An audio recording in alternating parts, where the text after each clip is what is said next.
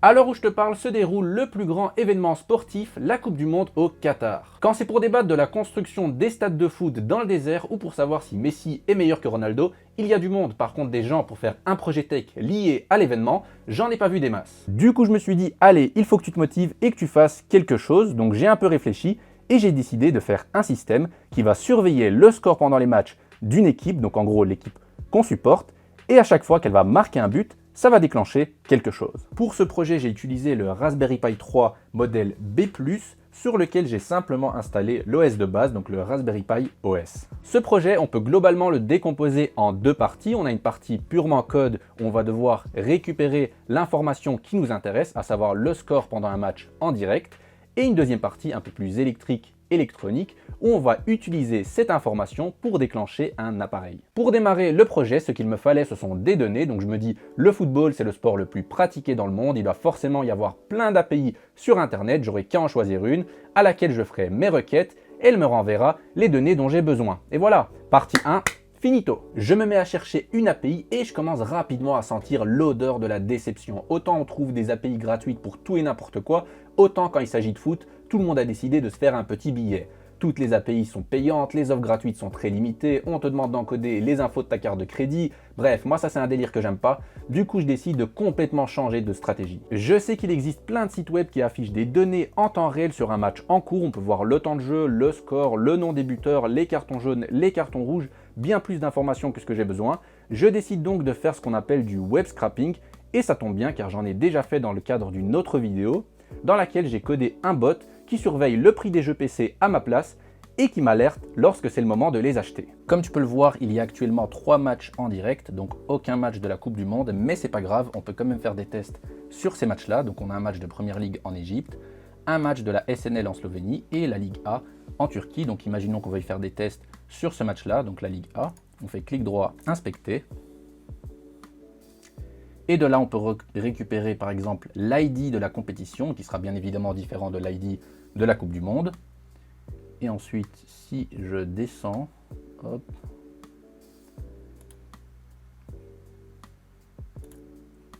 je peux récupérer le nom des équipes. Donc on a la première équipe Pendik, on a son score, ils ont marqué 2 buts.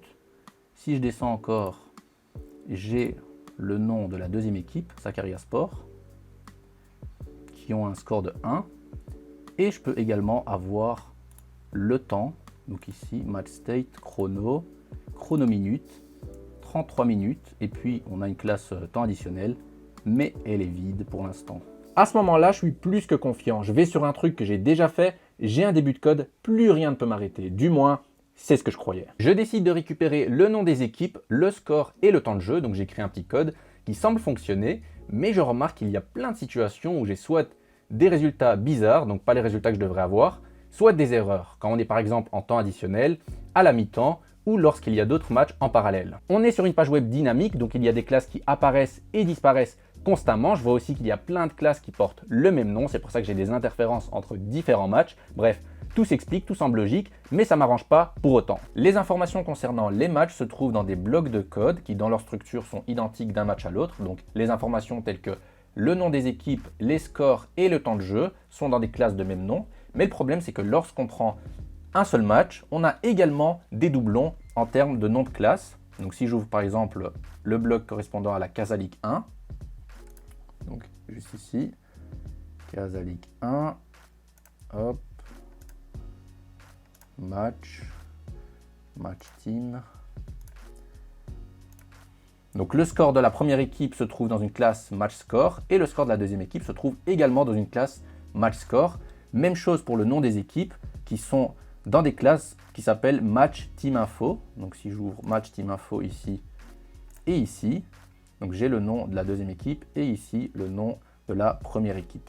Moi, la seule chose que je connais à ce moment-là, c'est justement la recherche par nom de classe. Donc autant te dire que c'est chaud. Mes connaissances sur le sujet sont assez limitées. Je ne sais pas ce qui est possible de faire. J'essaye tant bien que mal de résoudre les problèmes un à un, mais ça me prend du temps. Donc les matchs s'enchaînent, le temps avance et moi, pas vraiment. Je commence un peu à désespérer. Je me demandais si je ne devais pas abandonner le projet. Donc je ne sais pas ce qui m'a fait continuer à ce moment-là, mais j'ai pas lâché l'affaire. Je me suis remotivé et j'ai finalement réussi à boucler ce truc-là en très peu de temps.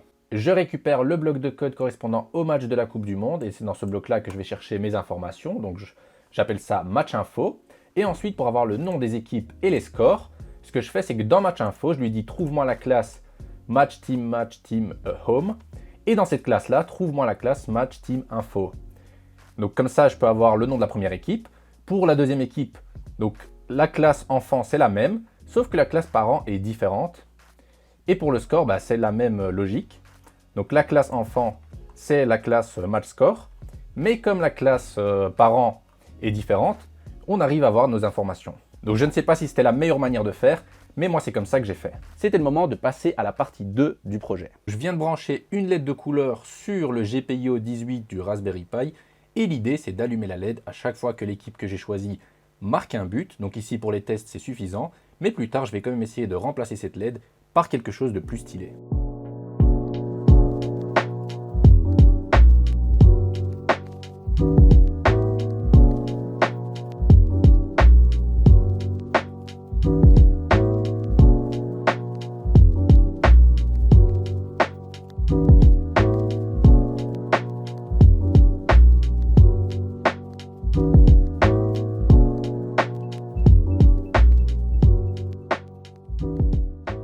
Là, ce que je vais faire, c'est que je vais remplacer la LED que j'ai utilisée pour faire mes tests par le bandeau LED qui se trouve tout autour de mon bureau. Et comme j'ai pas envie d'abîmer l'installation qui est déjà en place, je ne vais pas brancher le bandeau directement sur le Raspberry Pi. Je vais me servir de ces rallonges que j'ai fabriquées dans une précédente vidéo. Donc je te mets la vidéo à l'écran. Donc dans cette vidéo, tu vas voir comment fabriquer une rallonge comme celle-ci. Donc de ce côté-là, on va brancher l'alimentation du bandeau LED. Donc l'alimentation qui se trouve juste ici. Le relais, on va le brancher au Raspberry Pi, donc il y a 3 fils à brancher, et ça va aller au secteur. Donc le désavantage de cette installation, c'est qu'on ne pourra pas modifier la couleur du bandeau avec des commandes provenant du Raspberry Pi. A few minutes later. Donc voilà, j'ai installé mon petit setup, donc tout se trouve là en dessous, donc tu ne le vois pas. Donc j'attends le match Argentine-Croatie pour pouvoir tester tout ça. Donc dans mon code, j'ai mis, hop, si le focus veut bien, donc j'ai mis Supported Team Argentine, donc à chaque fois que l'Argentine va marquer un but, les LED devraient clignoter en vert.